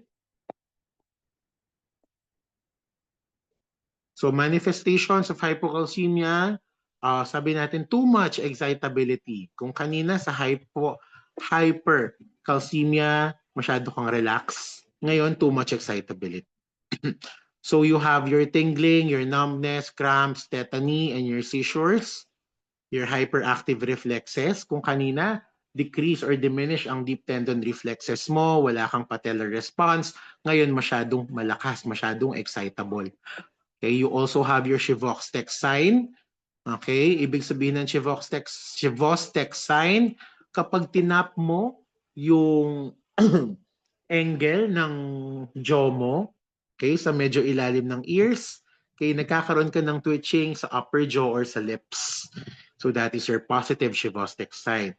Okay, your positive Trossus sign naman, okay, when you inflate a BP cuff sa iyong arm, that is more than the systolic blood pressure, okay, more than the systolic blood pressure for around 3 minutes or so, nagkakaroon ka ng tawag dito, Trossus movement or nagkakaroon ng extension. Extended pa rin ang fingers mo, pero nag-flex papunta sa wrist mo yung hand mo. So that is your Trossus sign. Or your carpopedal spasm when inflating the BP cuff above your systolic blood pressure. Okay, you also have your laryngeal spasms, your spasms in your larynx, okay, your stridor because of airway obstruction. Therefore, you have your risk of airway obstruction when you have your hypocalcemia. Okay. You also have your prolonged QT segment interval. Okay. You also have your hypotension and palpitations as signs and symptoms of your cardiovascular system. Okay. Then you also have your nursing care, okay, for hypocalcemia. So give prescribed calcium supplements. It might be oral or IV. Okay, you ensure a patent airway and okay, enact certain seizure precautions kasi nga hyperactive. Okay, there might be seizures because of muscle twitching. Okay, you have to teach the patient about dietary sources of your calcium. Okay, sabi nga natin, hypocalcemia, di ba? We have our dairy, sardines especially. This is your, tawag dito, board exam question. So, sardines with bones, tandaan natin, sardines with bones, okay, have the highest sources of calcium. Okay, and also your leafy greens, your leafy green vegetables. Okay, you encourage weight-bearing exercises for you to be able to strengthen your bones, and you handle carefully to avoid pathological fractures of your patients. Kasi nga soft ang bones, no? Okay?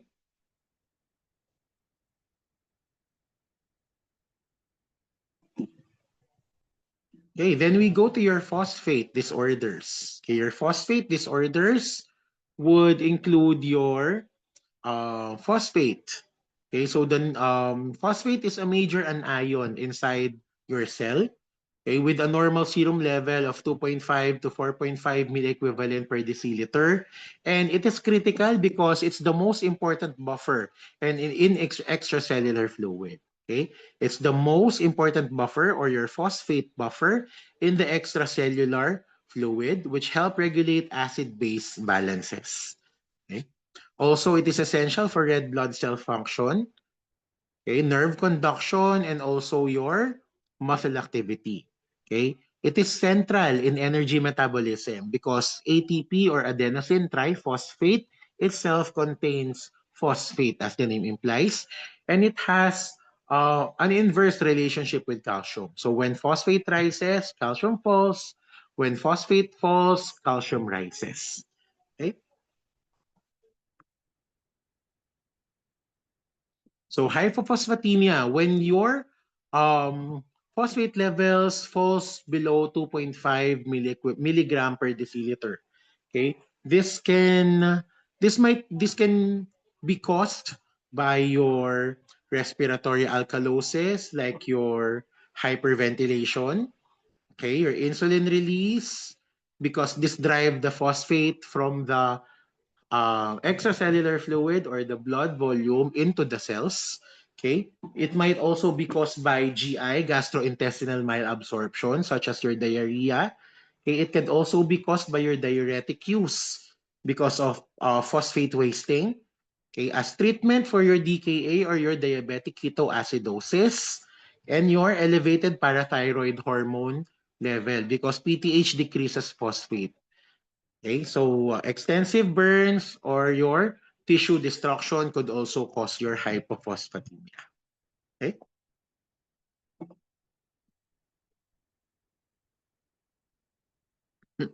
You have your manifestations of your hypophosphatemia. So, pag sinabi nating hypophosphatemia, low phosphate, weakens the body. Okay? So, ibig sabihin, pag sa musculoskeletal, we can see muscle weakness, respiratory muscle failure, your osteomalacia, okay? Your pathological fractures as well. Okay? So, sinabi nating osteomalacia, it means that you have soft or weak bones. Okay?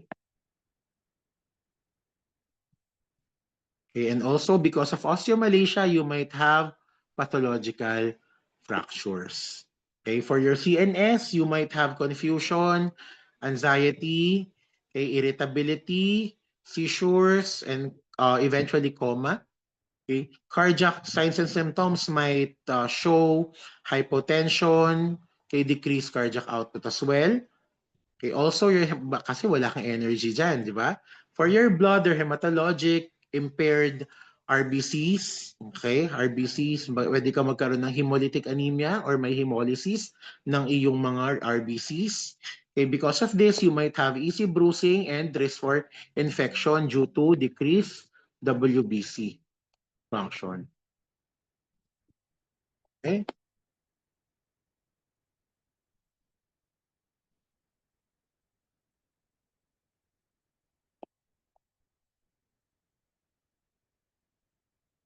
Okay, so management. Okay, nursing care depends on the severity of your hypophosphatemia. Okay, for mild or moderate hypophosphatemia, you encourage foods that are rich in phosphate.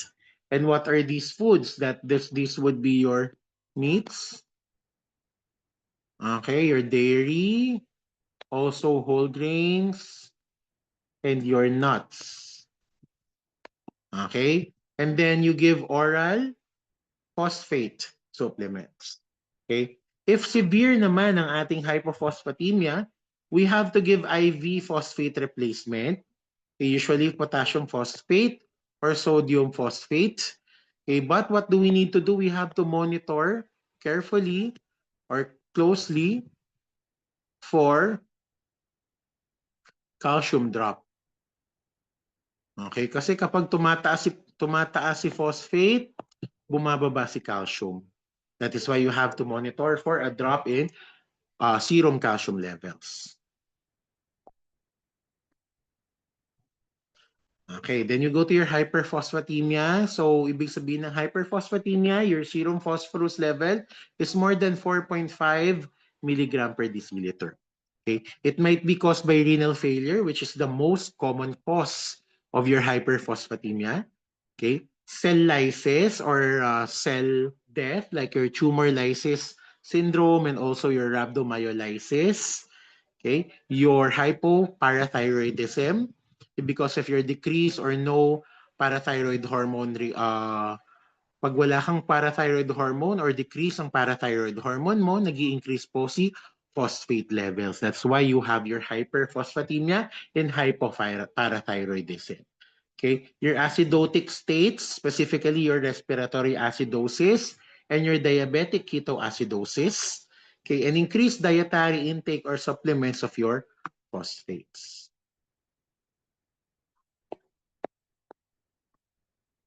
So what are the manifestations? So you have to think chemo, CHEMO. So signs of high phosphate includes your C, cardiac irregularities, H, hyperreflexia, E, eating poorly, M, muscle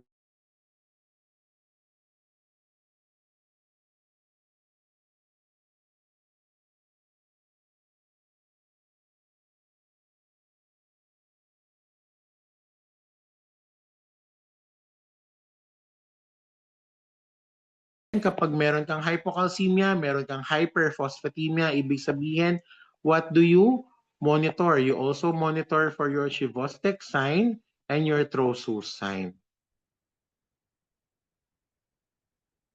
Okay? So what is the nursing management for hyperphosphatemia? Okay? You give place the patient on a low phosphorus diet. Okay, you have to avoid dairy. Avoid natin si dairy. Sino pa kasi? Avoid nuts. Okay, also your beans and your processed meats or processed foods. Okay, iwasan po natin itong mga. Okay?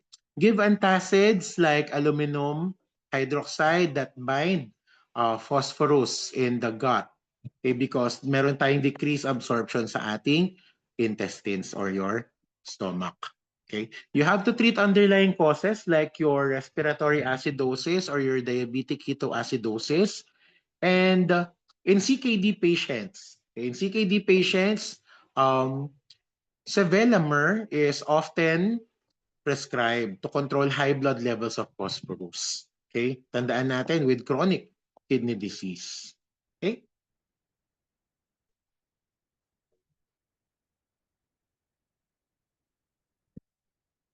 Okay, so lagi nating mag-educate ng client ng hyperphosphatemia ha to um, avoid dairy, nuts, beans, and processed foods or processed meats. Okay.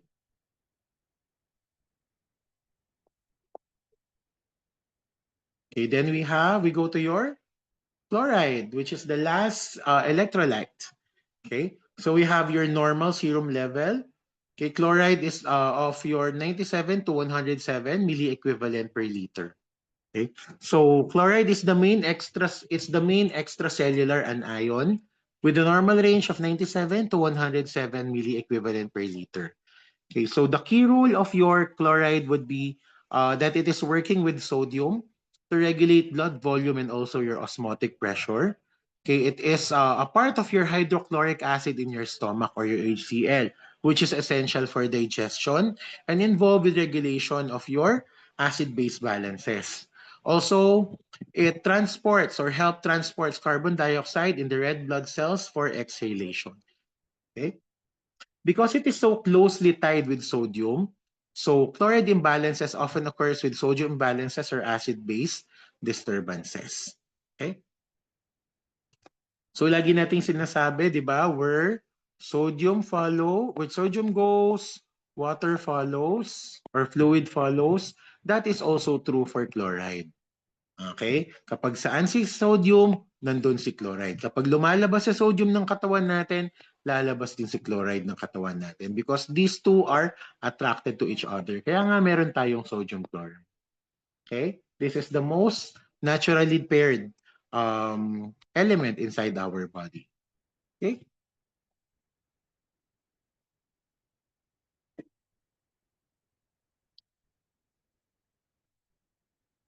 Okay, so we go to your hypochloremia.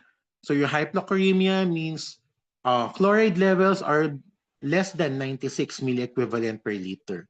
And the causes of this includes your decreased intake or absorption of chlorine, okay? GI losses like your vomiting, your nasogastric suction because it removes hydrochloric acid from your gut or from your stomach.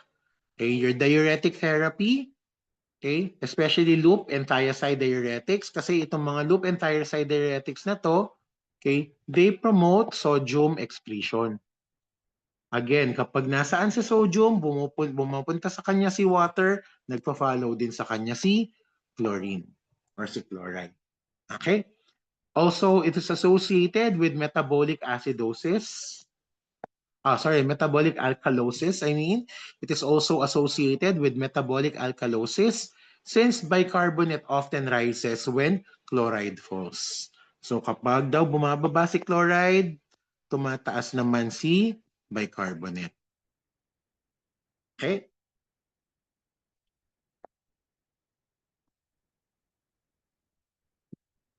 So you have your manifestations of hypochloremia.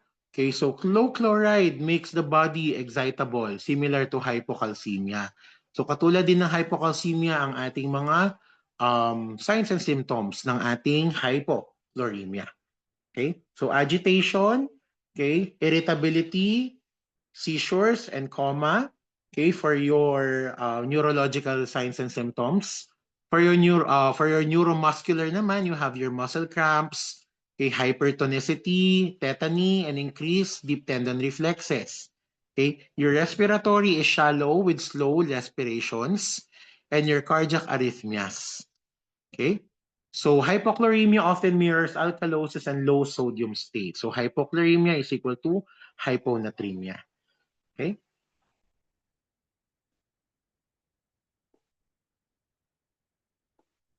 Okay, management for patients with hypochloremia is to treat underlying cause.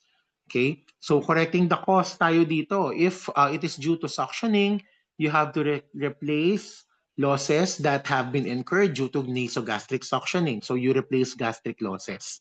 Okay, you also administer oral or IV replacement like your sodium chloride or potassium chloride. Okay, you also monitor electrolytes, especially sodium, potassium, and bicarbonate, and wait and watch for arrhythmias and seizure activity.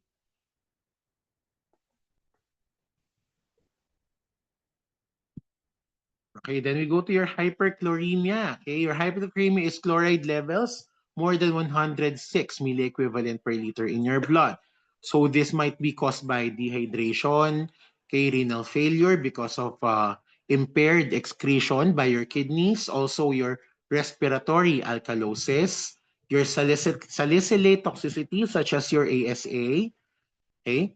Yung mga salicylic acids natin, and also your endocrine disorders like your hyperparathyroidism, your hyperaldosteronism. Ibig sabihin mataas ang parathyroid function, mataas din ang aldosterone. Okay, also your hypernatremia because when sodium rises, chloride rises. When sodium falls, chloride falls. Sabi nga natin, wherever sodium goes, water follows, and chlorine follows as well.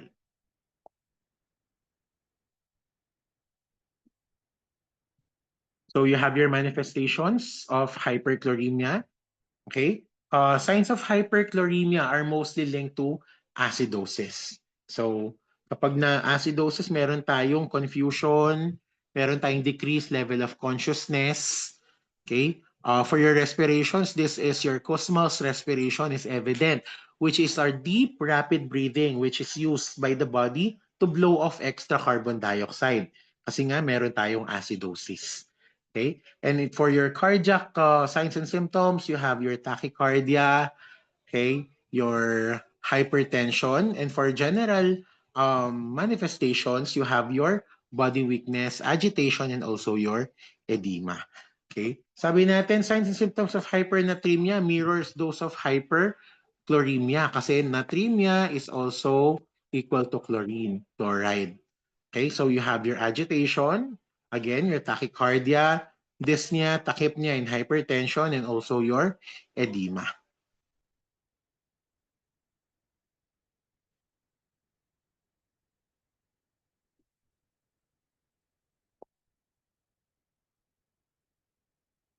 Okay, then we go to your nursing care for hyperchloremia. Okay, you have to identify and correct the cause when you are trying to correct hyperchloremia.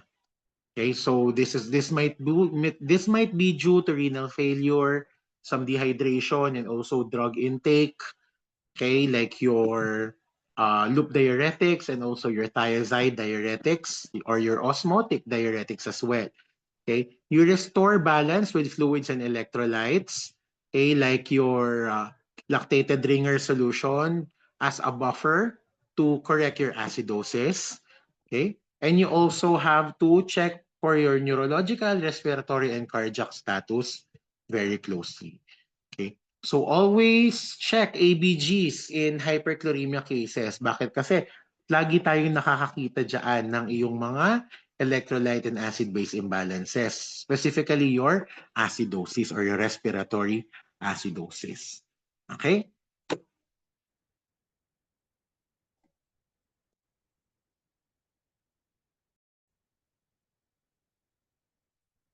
All right, so that's it for our discussion for your fluid and electrolytes. And as we close today's discussion, let's all take a moment to review the key points that have been discussed. Okay, so we began with the importance of fluid and electrolytes balance. Okay, this is, sabi nga natin, very vital for balance or homeostasis. Okay, it is also very integral and important for cellular function and also your survival. Okay, we have discussed different types of fluid imbalances, your hypovolemia and your hypervolemia, including their signs, causes, and nursing interventions. Okay, we have also explored the major electrolytes one by one, such as your potassium, which is critical for cardiac and muscle function. So hypokalemia causes weakness and arrhythmias, while hyperkalemia can be very life-threatening. Okay. Sodium controls water balance, your blood pressure, and brain function. Imbalances directly affect neurological status. Okay, so pinaka-affectation nito would be your neurological status. Okay. Magnesium maintains law and order in your muscles and your nerves. Low magnesium levels causes excitability, while high magnesium levels causes your lethargy. Okay, calcium is also important for bones, your blood clotting, and heart function. So sabi natin bones, blood, and beat. Okay, hypocalcemia increases excitability while hypercalcemia depresses excitability. Okay, phosphate or your PO4, essential for energy, specifically your adenosine triphosphate. It also includes very vital functions for bone integrity, and it is inversely related to calcium. Okay, while your chloride works with sodium and regulates acid-base balances. Okay, we have also emphasized different nursing responsibilities with these fluid and electrolyte imbalances. So we have careful monitoring of vital signs and lab values. We also recognize early signs and symptoms of imbalances. Okay, sabi nga natin, we have to provide safe and effective interventions, okay, from diet teaching, okay, fluid management, IV therapy, and medications. And we have to always prioritize ABCs for your airway, breathing, circulation, and your safety. Okay? We also have to remember that imbalances don't occur in isolation. Okay? Kasi interrelated lahat ng ating fluids and electrolytes. So they are often interrelated.